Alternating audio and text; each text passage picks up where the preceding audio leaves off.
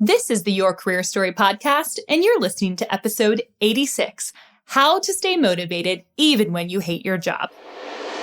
Welcome to Your Career Story podcast, a show that's designed for rockstar professionals looking for that extra booster shot of confidence in their careers. Whether you're trying to get clarity on a job transition, want some work-life balance inspiration, or need a strategy to snag that promotion or raise, this podcast is for you. I'm your host, Jena, ex-Wall Streeter turned startup junkie who now coaches hundreds of clients, empowering them to take back control of the job search and land their dream job.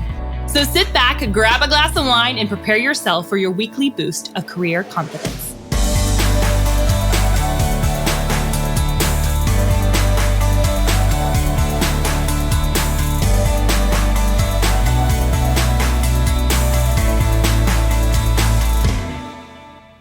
Hello, friends, and welcome back to the very last episode of the Your Career Story podcast for 2020.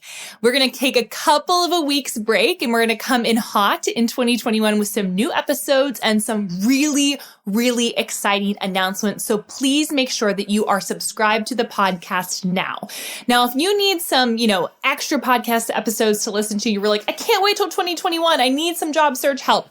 I'm going to give you our top most popular episodes of all time for you to backtrack and listen in on. So number 45, the foolproof way to answer Tell Me About Yourself. This episode was our most popular episode of all time. So if you are thinking, even if you're not ready to go into an interview, if you don't have an interview lined up, this episode is going to be really helpful for you to even just start thinking about how are you going to tell your career story, your story when you get in the room. It's also going to be helpful if you are in the process of networking right now, which every single one of you should be. You have heard me talk about this so many times that you can not only network when you need something. So this episode 45, the foolproof way to answer Tell Me About Yourself, is going to be so helpful for you whether or not you have an interview lined up. So that's the first one that you can listen to in the interim. The second one is how to sell yourself in an interview, and that is number 50. Y'all seem to like the interview podcast episodes that we have done. But again, this one's really helpful because it's going to help you think differently about the interview process. It's going to help you think differently about how to tell your story, and it's going to show you how to sell yourself in a non-sleazy way. So I would definitely recommend checking out number 45 and number 50 if you are interested in learning how to brand yourself and how to talk about yourself in a compelling way. Number 58 is also one of our most popular episodes, and it's the ultimate guide to online networking. So I've been getting some questions on LinkedIn, specifically around how do I network during a pandemic? And this podcast episode is part of the solution to that. We go more in depth in our Recruit the Employer program with our clients on how exactly to do that. But the ultimate guide to online networking is a great first initial start to get you moving in the right direction. So I would definitely recommend checking that out. And then if you want some things to binge, maybe while you're driving home, or you are curious of learning more about personal development and personality tests, I really highly recommend you check out the end of last year, 2019, which is crazy that that's the end of last year, right? The end of 2019, we did an Enneagram series. So for those of you that aren't familiar with the Enneagram is a personality typing system that helps you understand yourself a little bit more and then helps you communicate better with other people. This is one of my favorite things that I've learned since moving to Nashville. People in Nashville are obsessed with the Enneagram. So we brought to you how you can incorporate the Enneagram at work. So I would definitely recommend checking out that whole entire bonus series that we did at the end of last year. Another fun announcement. So that's if you need something to kind of keep yourself going and keep yourself motivated. I would highly recommend listening back to those episodes. And if you've already listened to them, it's important for you to re-listen to them because there's going to be a lot more information that you might pick up on the second time you're listening in. I don't know if you guys know about this. I just found this out this week that LinkedIn, if you update your LinkedIn app, which I do a really bad job, y'all, of updating my LinkedIn app or just any of my apps in general. So I upgraded it this week and I was like, oh my goodness, they have LinkedIn stories now that mimic Instagram, which is awesome because I don't really love Instagram. A lot of you know that. And LinkedIn is really my home specifically for you folks here that I'm talking to. I love to show up on LinkedIn. I love to post content there, and you're going to see me more active in the LinkedIn story. So if you haven't updated your LinkedIn app, do that today. There's a lot of cool features on the feed that make it a lot easier to maneuver. It feels a little bit more like a Facebook, which is just more familiar to use. And I'm going to be posting more on those LinkedIn stories. So I want to see you there. Finally, last thing before we hop into the meat and potatoes, as you guys hear me always say, the meat and potatoes of this episode, how to stay motivated even when you hate your job. It's a really great episode today. I want to share with you one of my friends, fellow career coach, Austin Belsack. He has a new podcast up, and I just think he is an amazing leader in this space. Him and I have had multiple conversations, and he's just really great at what he does. So if you need some extra information, he has really short, tangible podcast episodes on his podcast, The Dream Job System. So I would really recommend you check out that podcast episode. If you want another career podcast, I highly recommend him. He's just a great guy in general, and he really is invested in helping people change jobs. And so there aren't a lot of career podcasts. You guys have never heard me recommend another one before. I highly recommend his. So if you need something else to kind of keep you motivated through the holiday season, he has a whole new podcast that has a bunch of episodes already live and ready to go. All right, let's talk about the 3 ways to stay motivated when you hate your job. I've broken it down into 3 different ways.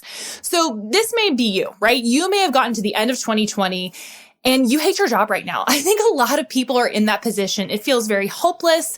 2020, we are now stuck at home, and it looks like work from home isn't just like, oh, I'm working from home now. It's like, oh crap, I'm working from home indefinitely.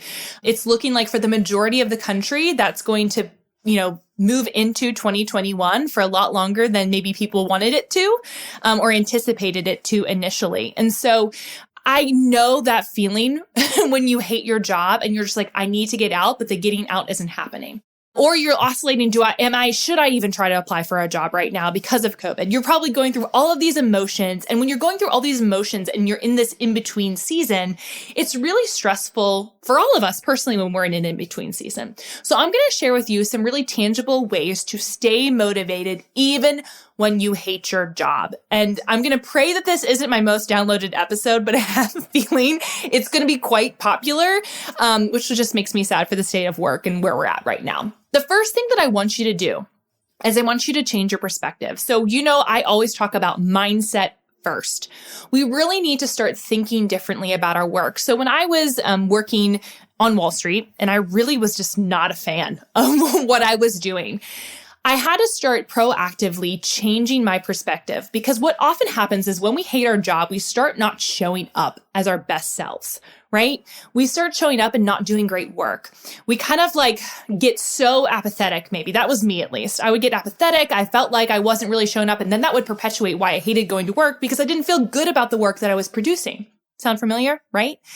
And so it's important for us to every day, even in the midst of hating going to work or hating showing up, we have got to find gratitude every single day. So this is a very practical thing that I want you to do. It sounds really obvious, but at the end of every day, I want you to proactively think about one thing that you are grateful for. One thing that you are grateful for in the workplace. It could literally be, I get to work from home today. It could also be, my boss was really nice to me today. Also, my coworker made me laugh on Slack. It could be as simple as that to help reinforce some positivity in your life. Because if you are only ingesting negativity, if you're only saying, oh, I hate my job, I hate my job, I hate my job, that becomes a self-fulfilling prophecy, and you're going to hate your job more, and you're not going to show up, and it's still going to be this negativity looming over you. And that is something that if you guys were listening to the LinkedIn Live this week, I was talking with my friend who is a leadership coach, Laura Weldy, and we were talking about this. Even changing jobs may not solve your problems. You need to work on your mindset and your perspective first as you're changing jobs, because you may just change jobs and the same problems may follow you. It's kind of like with relationships, right? So if you don't change or you don't fix a lot of those deep-rooted baggage, you're just going to bring that baggage over to the next relationship, and it's still not going to go well. So you need to really first think about, how can I change my perspective about work? And the easiest way to do that is to create some rhythms of gratitude. So that's the first thing. The second thing is to create a morning routine. The very first thing that I do with my clients when they start coming through Recruit the Employer is I make them get really, before they start thinking about the resume, before they start thinking about interview prep, you need to start thinking about what you're going to do daily to make sure that you're showing up as the successful career woman you want to be. So you've got to establish a morning routine, especially now. We are craving structure, right? There is so much chaos, so much confusion, so much lack of structure in our lives. And everything is getting kind of flooding into every area, right? Because we're home all the time. And so it is so important for you to create that structure for yourself. So if you do not have a morning routine right now, I need you to make that a top priority in 2021, a top priority. It's going to help change your perspective around work if you create some structure in your life. And the third thing within changing perspective, I want you to think about finishing well. When I was leaving the New York Stock Exchange, my manager, my boss at the time, he said, make sure you finish well. Don't give us a reason not to give you a recommendation in the future. And I took that very seriously because the reality is we want to show up and do our most excellent work so that no one could say that we didn't show up until the very end. The worst thing that you could do for your career is to be mentally checked out and then to physically basically check out. It is not going to look good on you. It's not going to actually help you in the long run. And it's going to actually make you feel bad about yourself. So I want you to change your perspective and think about, how can I finish well? And just really pull yourself up. There's got to be some mindset shifts you have to make in order to be able to stay motivated. You've got to change internally, not just the external factors that contribute to that, obviously, but the internal things that are going on with you. You have got to shift your perspective. Shift to the positive. Shift to creating structure. Shift to knowing that you finished with excellence. That's the first thing. That's one way to stay motivated. Change the perspective. You can control that, right? Are you absolutely frustrated with your job search? You apply online and hear nothing back. Or worse, you get a "thank you very much for applying, but we decided to go another way." What? Did anyone even look at your resume? You have no idea what you did wrong and you want to know exactly how to hack the system. Well, friend, I've got you covered. Wouldn't it be great to have hiring managers run after you? Wouldn't it be great if your job search was a heck of a lot easier? And wouldn't it be absolutely spectacular if you could get inside a hiring manager's head and figure out exactly what they wanted from you? Well, that's why I created my free training, How to Land Your Dream Job Without Losing Your Resume to the Online Abyss. If you're looking to understand what the heck recruiters want and how to be seen as the only person for the job, you need to check out this training. Head on over to www.jenaviviano.com/masterclass to sign up. This training is compiled from years of experience working with mid to senior level corporate women. In this free masterclass, I'll walk you through where you're getting stuck and why you aren't getting traction, the behind the scenes reasons an employer isn't picking up your resume, how to sell yourself in a non-sleazy way so that hiring managers come running after you. Plus, for those of you that want to hop on live, I have an extra special bonus for you. How to Land Your Dream Job will show you what you are doing wrong and exactly what you need to change so that hiring managers and recruiters fight over you, instead of you blindly applying online and hoping something sticks to the wall. Again, head on over to www.jenaviviano.com/masterclass to sign up for this free training. I can't wait to see you in there. The second thing that you can control is to find a fun passion project. I was at the New York Stock Exchange and there came a point where I was fine with my work. I didn't hate going to my work every day, but I really didn't love it. I knew it was not what I wanted to do in the long term. So I, on the side, started a fun blog. My very first foray into entrepreneurship and being personal branding and anything like that was a blog. And it was called Giant in Heels. If you've listened to every episode, you've heard me talk about it before. It's called Giant in Heels. I'm 5'9". I love wearing heels in New York City. And that was my blog. And I just started writing. I just started practicing. It was a fun passion side project. I had no goals with it. I had really no expectations around it. It was something for me that I could creatively produce something that I could use my brain with. And it wasn't connected to my work. And so it was just for me. It was just fun. How many of you, if you were to really evaluate your life, partially a reason why you are probably unmotivated and frustrated at work is because you don't have a life outside of work. You need to create a life outside of work because this problem will keep perpetuating from job to job to job if you don't. So I want you to do something. It could be a blog. It could be you start a side hustle. We're seeing the gig economy blossom and bloom and grow during this time period because people are realizing, well, I don't want an employer to tell me that I can't work. I'm going to start my own thing online. And so if that sounds interesting to you, take a class, hire a coach, do something that's going to help you have fun outside of the office, have something to look forward to at the end of the day. That's not a glass of wine. I love a glass of wine, right? But it's not just a glass of wine, right? That can't be your passion project. I mean, if you want to be a som, then fine. That can be your passion project, but that is not a passion project. That is an afternoon activity, right? So it could be a blog. It could be a side hustle. Maybe you want to take a class. I know for me, my husband and I have been talking about, gosh, I am doing too much work. Like I'm even operating some of these things in my own life where I need to find a fun passion project that has no monetary attachments to it, that I don't have to make money doing. And, I was looking into some things online, obviously because of COVID, and I found a writing class that I'm going to take in February. It's kind of more free writing. It has no real purpose. It doesn't have to do with my business. It's just like fun. It's like poetries and short stories and writing songs and things that would be very creative and life-giving for me. That's outside of my normal work perspective. So take a class. Maybe yours is around, honestly, y'all, if you, the very least, get masterclass. I know you probably saw all the ads in the beginning, but I was even watching last night, like how to bake bread and watching for the masters of like how to write a song or how to, act, all these different things. Like at the very least, masterclasses are actually a really great subscription. I believe the quality is really great. They're really interesting and you learn from the greats of how they came to be and how they, got really clear on their craft, I guess. So anyways, you could just take a class. What sounds interesting to you? What sounds fun? One of my dearest friends here in Nashville, she inspired me actually around this. She decided it was time. She, was working in a normal 9-to-5 type of job. And she was like, I need something else. And she did a flower class. It was like a socially distanced flower workshop where for 6 weeks, she learned how to make all these different kind of floral arrangements. And it was a really cool, intensive program. And she always came, she came and dropped off all of her extra flowers. It was fabulous. I loved it. But it was something to take her mind off of all the things that were going on at work. And so she was able to gain perspective and gain longevity and stay motivated with the job she currently has, even though it's not the job that she wants to do long term. So she took a class. So I want to encourage you to take a class. What sounds fun? What sounds exciting? Do that for yourself. One of the things that I actually started this year was I started needle pointing. So random, right? So random, but it's actually been really good for my hands to needle point at the end of the night instead of picking up my phone and scrolling through Instagram or LinkedIn or emailing or trying to work again, right? It's doing something with my hands that is off of my phone. So that's the second thing. So first thing to stay motivated is change your perspective. The second thing is to find a fun passion project that is just for you. Just for you. It's going to help you stay in it for the long haul if you have to be staying in this job for a while.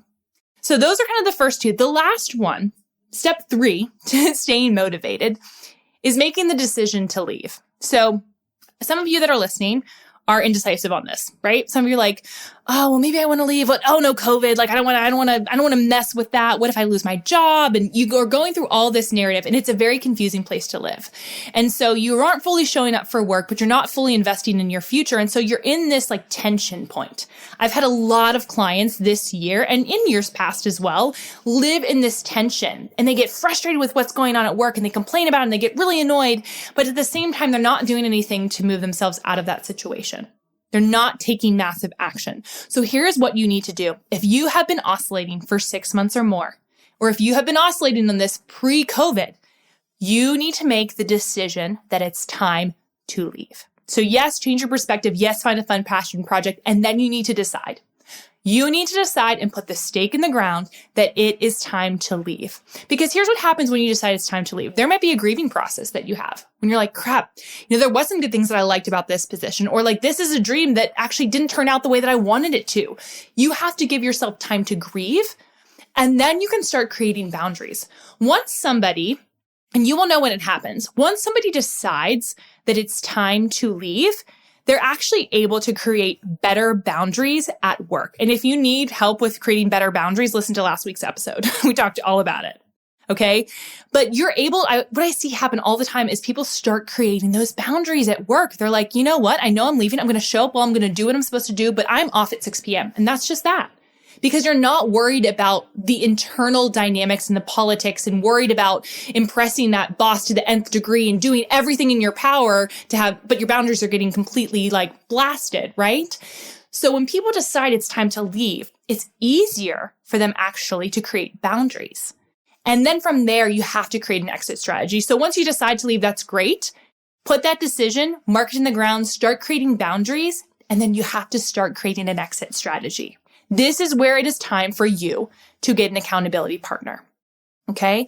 Whether it's a friend, whether it's a mentor, I highly recommend a coach, honestly.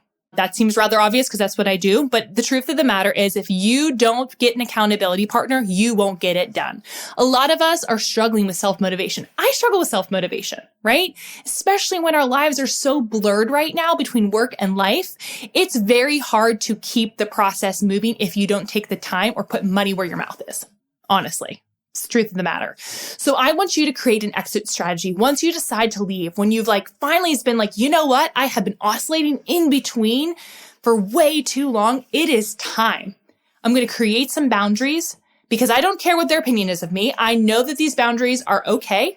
They are fine. I'm still going to show up. I'm going to do the best that I can. And also it's time for me to move on. Here is my strategy 1, 2, 3 of what I'm going to do to make that happen. I want 2021, friends, to be the year that you are happy at work, that you find work that you're excited about, that you start making changes for yourself internally to make it so, right? We've got to do the internal work and the external work. Right? An external situation may not help you if you haven't done the internal work. You've got to do both things together. So I hope this encouraged you today, but I so understand if you're feeling not motivated at work right now. So get it. I've been there before, right? You have some control over this. You can change your perspective. You can find something fun to do outside of the office, find fulfillment outside of work, especially my single ladies. I need you to hear this 20 times over because I think especially in COVID times and quarantine times, it's very easy to just keep working into the night. I know that was easy for me when I was really single because I didn't have someone to come home to or, all those different pieces. And I want you to find some fun outside of work.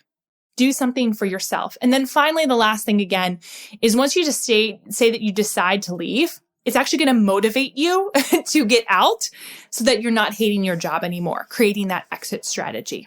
And always, as you guys know, if you need help with that strategy, if you're like, Jen, I've been listening to all your podcast episodes and I've been trying to do this by myself and I still can't piece it together for whatever reason, we would be honored to help you. We specialize in helping mid to senior level women position themselves better in the marketplace so that they become a differentiated candidate. And not only that, we overhaul your entire career. We help you understand who you truly are in your career, what your purpose is, and who you are so that people can understand what value you can bring to the table. We overhaul it. We would love to help you land your new job and then also just land a new perspective on your career. So if you're interested in that, you know where to find me on LinkedIn. I would love for you to direct message me and say, hey, I'm interested in learning more about Recruit the Employer. What does that entail? We would love to help you in that process and guide you and be your accountability partner in that. Friends, it has been a crazy year, but we have had some awesome time together here on this podcast. And I'm so thrilled that you have stayed along for the journey. Blessings to you and your family during the holidays. And I hope that you stay safe. Hey, y'all, thanks so much for listening to Your Career Story podcast. I would love to get to meet you. And there are a couple of ways that we can connect in between episodes. First and foremost, I love my LinkedIn. Second is via Instagram. And third is over on my website. I actually have a special spot just for you full of fun, free resources. So all you have to do is go to www.jenaviviano.com/resources. Super simple for a bunch of freebies that will help you boost your career. Hope to see you next week.